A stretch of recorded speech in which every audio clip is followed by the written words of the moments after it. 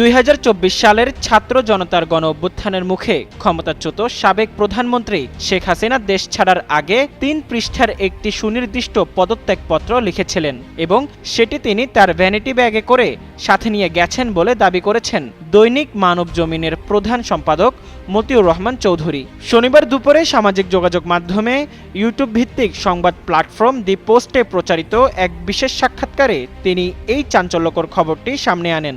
মতিউর রহমান চৌধুরী জানান, শেখ হাসিনা সাংবিধানিক নিয়ম মেনে আনুষ্ঠানিকভাবে পদত্যাগ করেই দেশ ছাড়তে চেয়েছিলেন, কিন্তু অদ্ভুত পরিস্থিতির কারণে তিনি সেই পদত্যাগপত্রটি সংশ্লিষ্ট কর্তৃপক্ষের কাছে সশরীরে জমা দিয়ে যেতে পারেননি, বরং তড়িঘড়ি করে বের হওয়ার সময় সেটি নিজের সঙ্গেই নিয়ে যান। পদত্যাগপত্রের ভেতরের বিষয়বস্তু ও নাটকীয়তা নিয়ে প্রবীণ এই সাংবাদিক বলেন, তৎকালীন প্রধানমন্ত্রী শেখ হাসিনা দেশের জন্য তার সরকারের বিভিন্ন অবদান, উন্নয়ন কর্মকাণ্ড এবং আন্দোলনের মুখে দেশের সার্বিক পরিস্থিতি বিবেচনা করে পদত্যাগের সুনির্দিষ্ট কারণ উল্লেখ করে 3 পৃষ্ঠার একটি দীর্ঘ চিঠি লিখেছিলেন।